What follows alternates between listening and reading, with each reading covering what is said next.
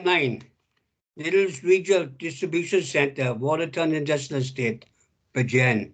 Phil, when you're ready, please. Oh, Jesus Christ. Thank you, Chair. For the purpose of the recording, my name is Phil Thomas. I'm Principal Planning Officer, and I was the officer responsible for processing this planning application. To help members, I'm just going to present a ordnance survey, an aerial view of the site. So just bear with me if you would.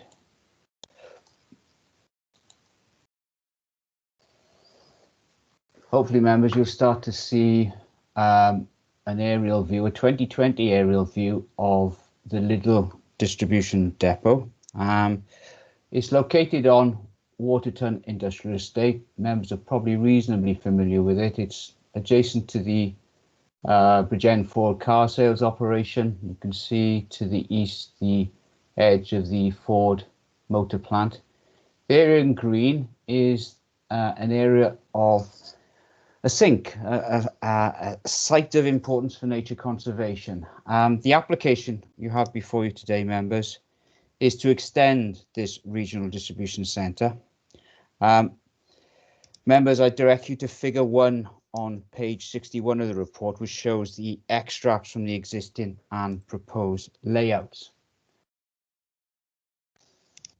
In detail, the extensions will be provided to the warehouse, the administration block, and to the parking and services area. The descriptions of the work are set out on page 62. Let's switch now to another plan which will show you the proposed site layout with the actual extensions. If I could just quickly show you with the cursor, this is the main extension in dark grey. That's the extension to the warehouse. The other significant alterations are the reconfiguration and the extension of the car parking and servicing areas. A raft of documents have supported this planning application, and the actual proposal was subject to pre-application consultation with this authority and with a list of consultee. I want to draw members' attention in the report to the consultation responses that we've received, particularly from our Countryside Management Officer and Natural Resources Wales, and I'll come on to discuss those a little bit later. Councillor Venables, the local member, has requested that the Development Control consider the application, as she was concerned that the development would result in loss of part of the Waterton Alderwood sink of the site of importance for nature conservation. Understandably, she was concerned of the impacts and believes that such areas should be protected. In reviewing the national and local policy, members, we have concluded that the main issues for members to consider today are as follows, and they are set out on page 67 of the report. Firstly, is whether the principle of extending the existing warehouse facility accords with the land use policies of Bridgend Local Development Plan. And I'll just draw a number of things to your note, members, first. The site is located on that land allocated for employment under policy REG1 of the LDP. As the proposal seeks to extend the facility within the allocated land, it accords with the aforementioned policy. However, whilst the policies of the local plan seek to spread prosperity and opportunities, they also seek to protect and enhance the natural environment. Part of the proposed development, the enlarged parking and service area, will extend into the Waterton sink, and the extent of that incursion is illustrated on figure 5 on page 68 of your report. Policy ENV4 of the local plan states that development which would have an adverse impact on the sink will not be permitted unless the benefits associated with the development can be demonstrated to outweigh the harm, or the harm can be reduced or removed by appropriate mitigation and/or compensation measures. Part of the development site within the sink is assessed to be of high nature conservation value in terms of habitats and species, and for any development to be acceptable in terms of all the policies of the development plan, it will have to offer a scheme of mitigation and compensation to minimise harm and potential impacts, with the objective of retaining a resilient ecosystem on site. Furthermore, it must be demonstrated that the steps taken to provide a robust scheme of mitigation outweigh any negative impacts and harm to the sink. This is the key point, members, because negotiations have taken place between the developer, the council and Natural Resources Wales, which have resulted in the submission of an amended site layout, which you see on your screen, which has significantly reduced the impact on the sink. And beyond that, the scheme now proposes the creation of new habitats, the retention of existing and a management of important ecological and landscape features in the long term. Furthermore, on the basis of these changes and subject to the developer implementing a landscape and ecology management plan, Natural Resources Wales and our own ecologists have withdrawn their objection. On the drawing, members, I just need to highlight the shaded blue areas, which are defined as new compensation dormice habitat. So where areas have been lost as a consequence or will be lost as a consequence of the development, the developers are now providing, or Lidl are going to provide, this new compensation dormice habitat. They also will have retained habitat with wildlife friendly enhancements. And across all those areas, and this is quite an important point, there will be a long-term management plan. Much of that sink at the moment is managing itself, but here we will have biodiversity measures introduced to compensate for the loss of only part of the sink and a small part of the sink, and then by the loss we will have compensatory measures and a long-term plan coming in. So our view is that the principle of the development therefore accords with both national and local planning policies. There are other details for members to be mindful of. Highway safety is one of them. A comprehensive review of the impact of the development on the surrounding network has been carried out by colleagues in the highway section, along with a review of the access arrangements for all users of the highway. Overall, and subject to recent improvements to the pedestrian links made by Lidl during the processing of this application, highways have been able to offer no objections to the development, and some conditions that they've offered are listed within the report. I'm sure Rob Morgan, as the highway officer, will answer any questions members have in respect of this matter. Another issue to consider is whether the development will impact on the character of the landscape. Members should note that extensive areas of landscaping will be removed to accommodate the development, and your attention is drawn to figures 6 and 7 on pages 71 and 72 of your report. Whilst new areas of planting will be implemented, the loss is regrettable and there will be some adverse effects on the local landscape consequently. New planting will take place and it will establish over a number of years. It won't have the advantage of raised ground levels which you currently have in the bunded areas on the southeastern side of the building. That said, the direct changes to the landscape character resulting from the work should only be perceived from a relatively small area beyond the application site. The impacts on the wider landscape beyond would be more limited.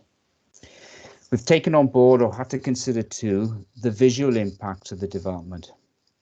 Overall, we've come to the conclusion that the proposed development, and in particular the loss of the extensive landscaping buffer, will have some adverse visual impacts, particularly on the views from the public rights of way and to a lesser extent the occupiers of the nearest dwellings, which are on the southeastern side of the A48, some distance from the site. Those impacts have to be considered, however, against the economic benefits of allowing an expansion of this facility on the land, and on land that is allocated for employment purposes. We've also been advised that this will secure the long-term future of this distribution centre at this location. Furthermore, new landscaping will be provided as part of this, and the adjoining Bro Castle development. There's extensive planting being provided as part of that development too, which will mitigate some of the adverse impacts of this development. The other consideration of less significance has been site drainage, but our drainage engineers are confident that a scheme can be designed up and considerable work has already been done in this respect. Members, in conclusion, and weighing up all material considerations relevant to this scheme, the proposed expansion of the distribution centre is acceptable in this specific location due to the allocated protected nature of the wider site for employment purposes. Any impacts on biodiversity interests have been mitigated, or will be mitigated rather, and compensated for. And those impacts on local visual amenities are not so significant to warrant a refusal of permission, and would in any event have to be weighed up against all the overall economic benefits to the wider county borough through the safeguarding of existing jobs and the creation of much needed opportunities as part of this development. Members, the recommendation before you is to approve subject to conditions and an additional condition that we've included on the amendment sheet. Thank you, Chair. Thank you, Phil. Are there any speakers, please?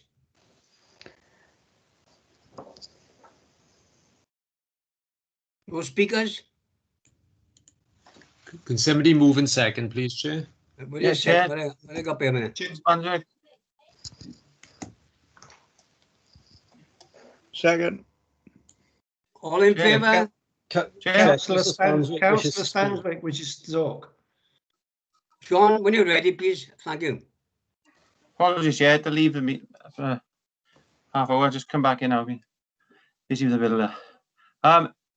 Just on this, I just want to just reassurance, I suppose, anyway. I've just covered it on page 64 with regards to the Alderwood sink and the applicant taking on a third party to manage the site. Can we have some clarity whether they've done that already or entered into negotiations, or whether that is within any of the conditions anyway, just to make sure that we do the applicant does have a third party to manage the important sink as shown on page 64, or as it's the comments from the country management office on page 64. Thank you, John. Phil? Oh, sorry. Phil, when you're ready, come back, please. Yeah, Councillor Sparser, you're right. In terms of the landscape management plan is actually quite an important part of this, and it's inherent to the condition 1 of the consent. The duties will actually initially rest with the landowners, which is little. However, they've already had some discussion with us. There is a local group already managing part of this sink, and that part of the sink is in Welsh Government's ownership. And Rob Jones, who is our countryside management officer, is already starting to look whether we could have joined up work between this other group that are currently managing part of the site, and then to take on the responsibility of this area too. However, you know, it is rest with the landowner, and the landowner is little, so it will be their responsibility to manage that. Now, it's quite likely that they would commission others to do that, but there may also be this joined up operation, as it were, with the management of the adjoining sink. I think the critical thing is having the management in place, plan in place that could be enforced if necessary, and it's now working with Lidl through that management plan and perhaps other agencies to take that forward. I hope that answers the question. Thank you, Phil. All right, John. Yeah, thanks, Phil. Thanks, Chair. Thank you very much. Are there any more speakers, please? Right. All in favour of the recommendation? Aye. Thank you very much. Right, move on now. Item 10. Appeals. Jonathan, this is yours, please.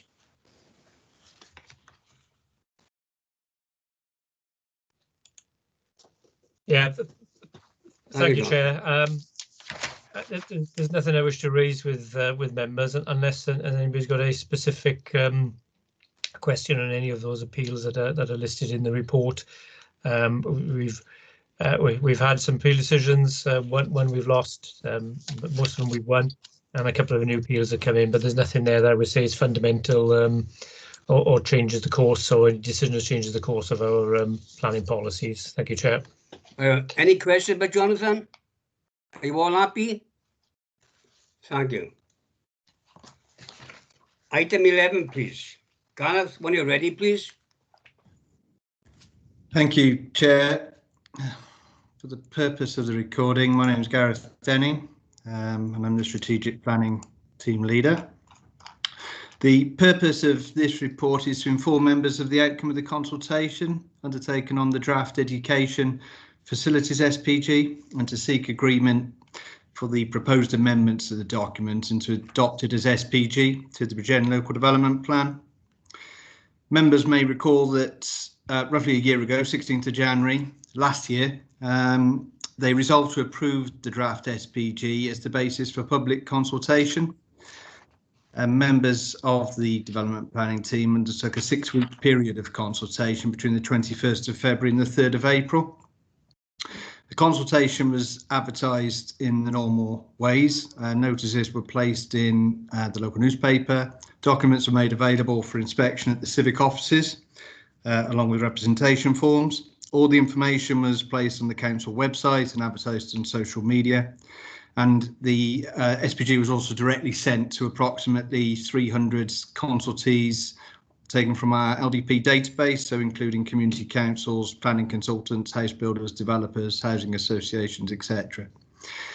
By the end of the consultation, we received 7 representations, and they've been summarised in Appendix 1 to the report.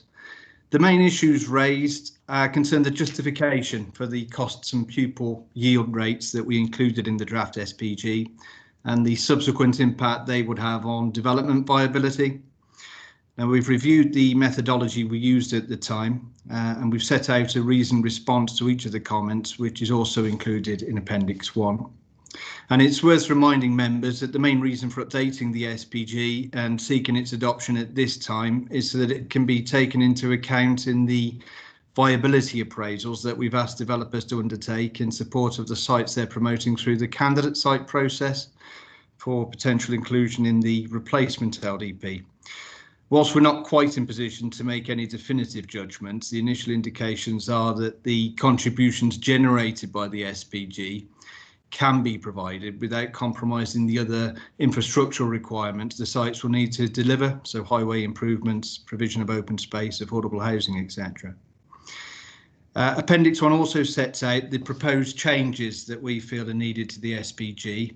In summary, the main areas of change are indicated at paragraph 4.3. They are to clarify that if we look to change the costs of school construction in the SPG, that will be done as part of a full review of the SPG involving consultation.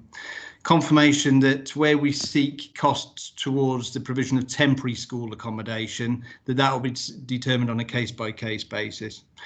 And also to provide an explanation of how the build costs for refurbishing a school have been calculated to be 65% of the build cost of a new school. It's also worth adding at this point that the relatively minor nature of the proposed amendments reflects the amount of work that went into the draft SPG in the first place. And in that regard, I'd like to thank the school modernisation team for their input, and also Councillor Amanda Williams, who gave up her own time to contribute to the review and to ensure that members had a voice in the process. So the recommendation is at paragraph 9, and that's for committee to approve the proposed changes to the draft documents, and if they agree to that, to recommend to council that the draft document is adopted as supplementary planning guidance to the Bridgend Local Development Plan. Thanks, Chair. Thank you, Gareth. John Spansics, please. Thank you, Chair. 2 questions. First question is, where's the open space one? Because we started that before this one, but it's more tongue-in-cheek. But I look forward to receiving the open space SPG. The question I got though, on the consultation, is Landmore Homes on the appendix. They've done a calculation there for 850 houses, 12.5 million. Yeah, just wondering, is that really how have they miscalculated, or is that what? I know it's a big scheme, 850 houses, if there was one. It just sounds a lot miscalculated. Yeah, thanks, Councillor Spansic. First of all, on the open space SPG, yes, you're quite right, and we consulted on the draft SPG at the same time as this one. The only reason we haven't brought that one back to members at this point is that members of the strategic planning team are currently undertaking a review and an update of the place-based audits and a green infrastructure assessment. And we're hopeful of bringing that to members and consulting members on that document imminently. And what we wanted to ensure is that the two documents align so that they don't contradict each other in any way. So we will be looking to bring both back to members soon, but that's the only reason that we haven't brought it forward to date. Thank you for that. In terms of Landmore, sorry, yeah, guys. I'll just answer the other point. In terms of Landmore Homes response, their response was basically framed in relation to one of the candidate sites that they are promoting. What their calculation doesn't take into account is any available capacity in local schools. It doesn't really take into account what the development mix of the types of houses would be promoted on that site. So the figures that they've produced are not entirely accurate, but as I did allude to, we've asked all site promoters to take on board the new costs and the new pupil yield rates that are contained in this draft SPG in terms of looking at the viability of their candidate sites. And we have engaged Andrew Burrows, who's a viability expert who's operating throughout South East Wales, to appraise a lot of these candidate sites independently. And whilst we haven't had the full results of that exercise back yet, the initial findings are that the increased sort of rate of contributions that are generated by this SPG don't necessarily have such an impact on the viability of the schemes that they couldn't come forward. Thank you, Gareth. Jonathan, Thank John, you. all right? Thank you, Gareth. Gareth, can I formally move Thank you very report, much. Any more speakers, please? I've got no more speakers. Can I move on a second, please, for the recommendation? Move, Chair. Second? Second, Chair. Second, yeah. All in favour? Aye. Thank you very much. Thank you, Gareth. Right. Item, John, item 12. You got something to bring up here? If I can, Chair, it's a for clarity of how best to take things forward, and it's about planning consultation, how we consult on plan applications, and it's constructive criticism. It's not a criticism of the system or of officers, because there's difficult times and there's been lots of cuts in the service area. And I know town and community councils have issues, and I'm not speaking on behalf of Brackler, but I know the chair of Brackler Planning Committee and Community Council has many issues about the. One is the timeliness of consultation, and all members will absolutely notice, and it's down to resources again, that the planning application list sometimes is 4 weeks out of date when we receive it. I think one came this week, and it was for December. So there's that. I'm not sure how best we go about. We can't take. Was that the wood chipping hours? It was deferred, wasn't it? No. This is the list every week. A list comes out now and again. Sometimes you don't get it for a few weeks. Then you get a list which is a month old for applications that's come in, but a month has already passed. And sometimes two lists will come